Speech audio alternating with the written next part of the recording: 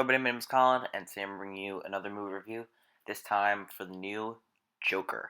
Now, if you've been on my channel a while, you know I'm a big fan of comic books, comic book movies, but I just fucking love the character of the Joker. Growing up, he was my favorite villain of all time. He's one of my favorite fictional characters. He's probably my second favorite comic book character behind Batman. Maybe even more than Batman. I don't know, but I'm a huge fan of the Joker. And I love Joaquin Phoenix. Joaquin Phoenix is one of the best actors working today. Gladiator, Her, The Master. The guy just is such a good actor. And it's actually been a while since he's had a movie come out, but I was really excited for this movie. At first, I didn't know what to think because I heard there were a few production difficulties, and Joaquin Phoenix had only been casted like a year or so ago. So I'm like, is this really going to turn out great? And yeah, it's great. It's really fucking great. Wow, just I think what you have to understand is growing up, what made me fall in love with the Joker was The Dark Knight. Still to this day is my favorite comic book film of all time. And one of the reasons why that is because of Heath Ledger's performance as the Joker. One of the greatest performances of all time. Nobody will ever beat Heath Ledger as the Joker.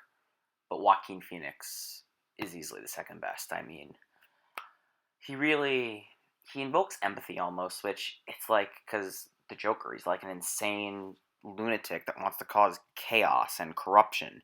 His mind is so twisted. He just looks at what's morally wrong as right, and I think that what has always been so striking is the character. To see yourself empathizing, showing like some emotion, even feeling for the character at times, kind of looks makes you look at the character in a new lens.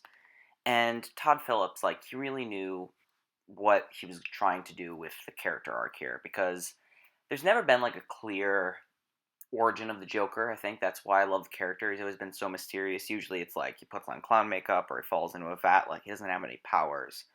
And this film, I found it to be very cinematic almost. It's like a work of art on almost every level. The acting is phenomenal. Joaquin Phoenix should win an Oscar. He's not going to get nominated because they just don't nominate comic book movies usually, but he should win a fucking Oscar because he just delivers here, man. Cinematography, beautiful.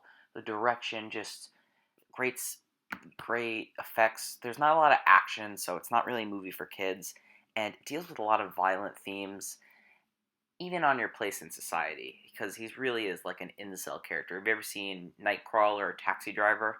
It's a lot like those movies, and this movie actually has a lot of connection to old Martin Scorsese films like Taxi Driver and The King of Comedy, because he's a failed comedian. It takes place in the 1980s too, so I think that could add to it. Robert De Niro is also in the film. He is really great, because I love Robert De Niro. He's in Goodfellas, my favorite movie of all time. Such a great actor, and this is his best movie in probably a while, because he's done a few comedies lately that I haven't been a big fan of, but yeah, and the movie, I never thought it was predictable. It had one really great twist that I did not see coming, and this film is almost very political at times. It has a lot of references to psychos in real life, like actual assassins and incels. Like, I found there to be a little connection with the Joker's motivation and the motivation of Chapman, who killed John Lennon. Also, there's a shot in the movie of Thomas and Martha Wayne, Batman's parents. They're sitting in a theater. Looks very similar to that photo of Abraham Lincoln moments before he was assassinated. So it's like, yeah, there's lots of imagery in this movie that can reference things that have happened throughout history. And he's just the Joker. He at first he's just like a loner, and he doesn't really have any friends. And he like has some friends that he'll say hi to, but you can tell that he just really feels alone in this world, and the only thing he loves is his mother.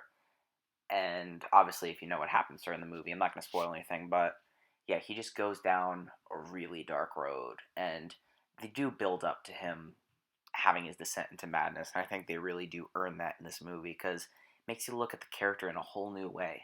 I think that's why I love this film so much. It's so great, guys. I really love Joker. It is one of the greatest comic book movies ever made. Is it a superhero movie? No, because it's about the Joker, the most evil and cynical villain of all time. He's just such a great villain.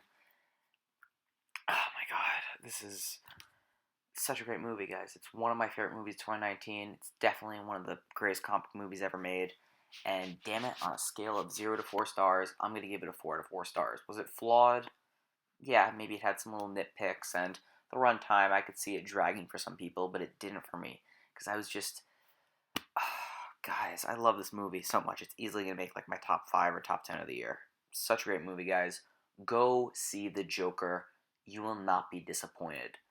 This is just a piece of art, guys. And I know I sound like a pretentious film snob saying that, but I'm a pretentious film snob and a comic book fanboy, so both of me loved it. But yeah, guys, go see Joker.